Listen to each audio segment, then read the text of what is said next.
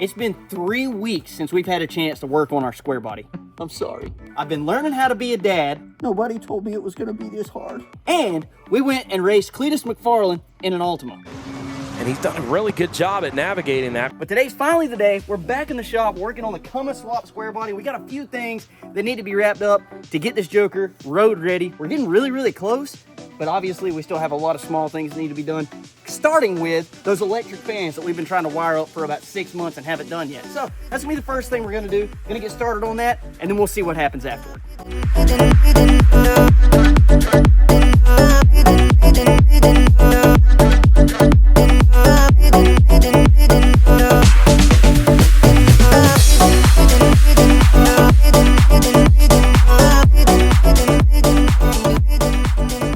Alright guys, so we got everything wired in as far as the switch goes, as far as the switched power and all of that. And everything is ran to the relays. We also have it ran to our switch right there, which is going to read the coolant temperature, which is going to tell the fans to turn on at, I believe, 160 degrees. I don't remember exactly which one I bought, but I believe that's the one. I ran a temporary ground because I do have some other stuff that I have to ground in the engine bay, the lights and things like that. So I've got a little bit of time left in cleanup and kind of getting some things squared away. So I've got a temporary ground to the fans, but we're gonna go ahead and crank this joker up, let it get up to temperature, and we're gonna see if those fans will kick on. We're gonna hope this works like it's supposed to. We'll watch the temperature gauge, and then we'll check them, and we'll see where we're at. Okay, in case you can't tell, there is coolant absolutely everywhere, and the reason is this thing got up to 185 degrees, and this decided it was gonna blow out, and coolant just went everywhere.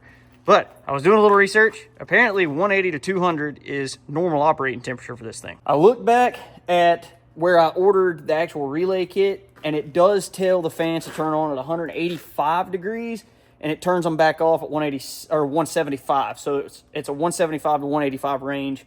So above 185 they're running, below 175 they're off.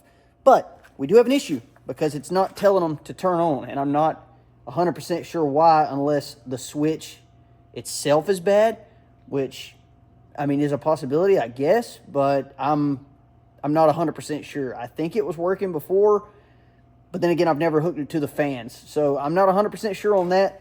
But it's getting late, so I'm probably going to call it a night. I did get everything wired and got it up to temperature so we could test it. I just know it's not working, which is unfortunate. I don't know why, so gonna have to do a little bit of research on that and try to figure things out. I might end up just wiring these where they turn on with the key. I don't want to do that because I don't want them to run all the time. I'd rather them just turn on and off like they're supposed to. So I got a little bit to think about, some stuff to come up with, and hopefully we can get this figured out. But I'm going to call it a night. I'll be back out here tomorrow. We'll see if we can get it figured out. Okay, I lied. I couldn't help myself. I took another couple of minutes taking a look at a couple of things. I figured out why they're not kicking on. I'll show you. So you can see right there is my switch, and I've got the spade connector on it there, and it's not turning the fans on. And I know the truck is at temperature, but if I ground it, it turns on. So I know my relays and everything are working, so I'm kind of wondering if this thing's bad and it's not actually grounded inside there to be able to send the ground signal to the relays to turn on the fans. All right, guys, so next day, I didn't show you guys, but I came out here last night and actually pulled the switch out of the engine block, went ahead and put a lighter underneath it and got it good and hot. And the fans did work based on the switch. I've had the truck out here running for about 45 minutes. It's finally got up to temperature. I want to show you guys something. So we'll go ahead and switch on the key. See the temperature. It's up about right there. And I don't know if you guys can hear it, but the fans are running. So now that that's fixed, I've got an absolute mess, and I need to back this thing up a little bit more. Go ahead and get the pressure washer, and I'm going to go ahead and just rinse this entire engine bay because there is coolant everywhere. So before I do anything else, that's what I'm going to go ahead and do. Make sure this is good and clean, and then that way I can address the rest of the wiring under here. I've also got a few leaks that I've noticed that are going to have to be taken care of, but nothing major. So everything's looking pretty good, and I'm actually really, really happy with how this is turning out. So we're making some serious progress under this hood and in the engine bay. So everything's coming together just like it's supposed to. So we're going to pull this back, get this washed up. We'll go ahead and run these grounds, and we may go ahead and start on some body work.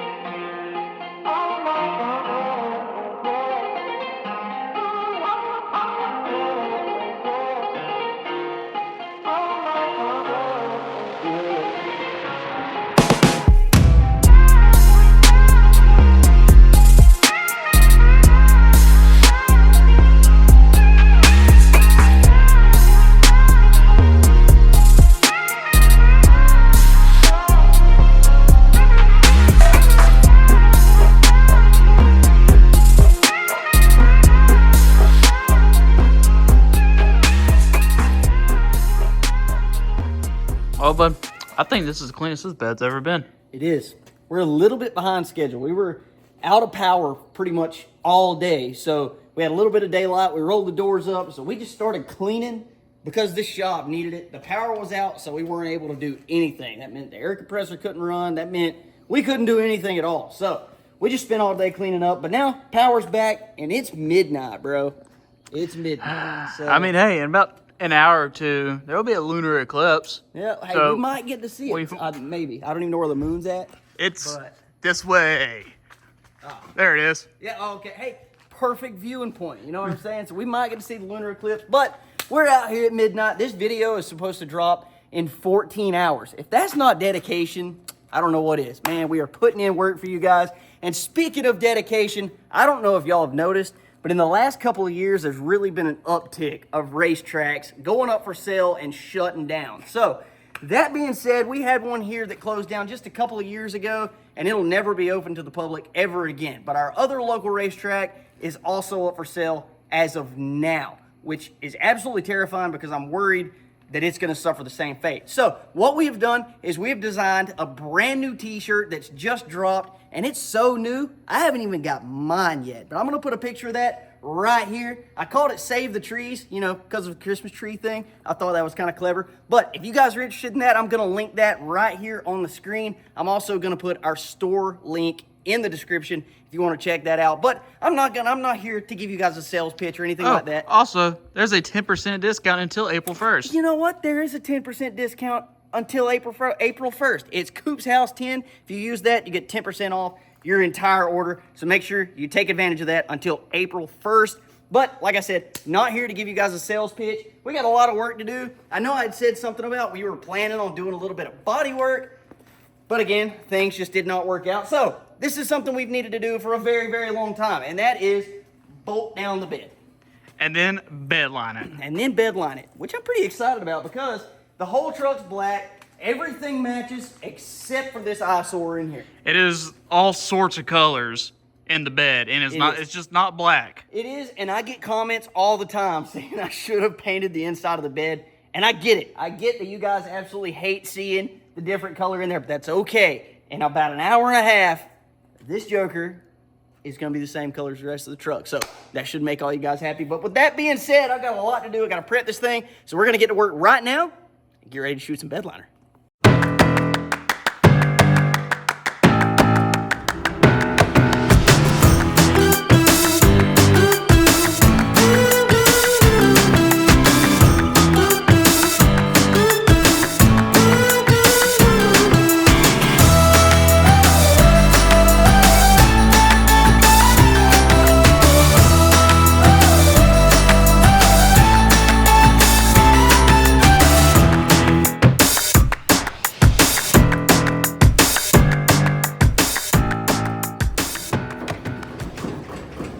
Whoa, what are you doing?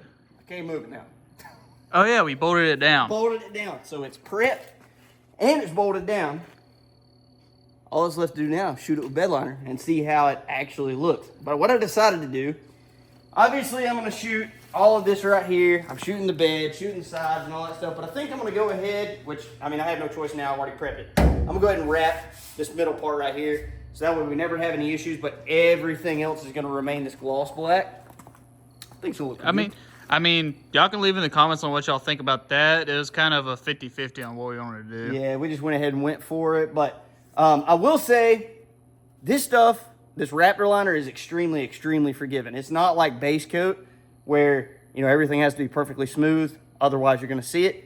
This stuff is super, super thick. Yeah, and we use it on the floor in And the bottom of the in cab. the cab and on the bottom. Yep, and honestly, did minimal prep work on that stuff, and it sticks amazing. Like, it hasn't even offered to come off. Yeah. So other than like a little bit of little dings of us actually using where I actually hit it with stuff Yeah. that it shouldn't have been hit with, but you know, by very sharp objects.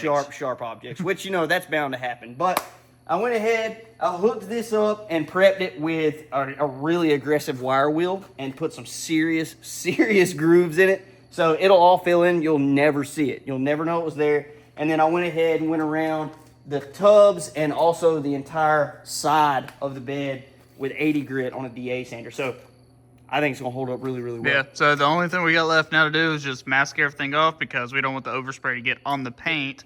Yep. And Obviously. and then shoot it. Yep. And then With Bedliner, that is, with throw- Bedliner. Throw some Bedliner in it. We do have to come up with a couple more bolts. The bolts that came out of this bed on the parts truck that we got the bed off of a few years ago, the frame was a little bit different. So this frame's a little wider in one spot, so the long bolt didn't actually reach all the way through. So I do have to get a couple more bolts, but we're gonna blend those in as well. Yeah, I too. mean, So we're only missing 3 out of the only of the 3 out of 8. So it's not. I mean, it's not going. And I shined them up real nice and got the threads cleaned up. That way they were super easy to put in. Just for them to get bed lined. Yeah. But It'll make it look nicer under the Bedliner. it will. But I think it's going to look real good. We're going to go ahead and break out the tape, the drop cloths, get this covered up, and then we're fixing to mix up some bed liner. Yep. Pretty excited.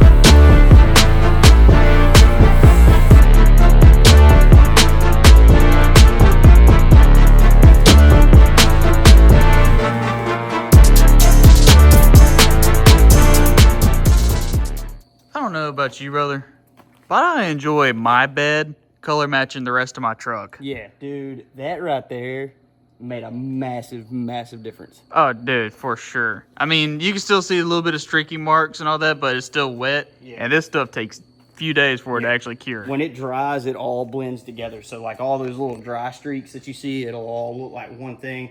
So it's not completely finished yet, but it'll look sure enough good once it's all dry. Yeah, so we're actually doing this at night, and we got the weekend that we're really not going to be doing much, so it gives it time to just sit and just, cure. Yep, we'll let it sit all weekend. And next thing we're going to be doing in the next video is going to be working on the tailgate, getting it painted, and then we'll bedline it as well. And then we'll get all that put together, and that's just going to bring everything together. You know what I'm saying? Everything, because we got the hinges to paint and the tailgate, obviously. Yep. So all that right there will get done, and then Just gonna tie everything together. Yeah.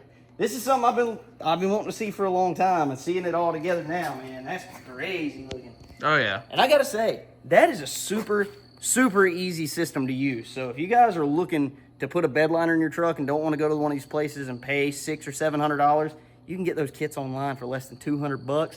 And I did all the prep work in like an hour. yeah. As long as you got an air compressor, dude.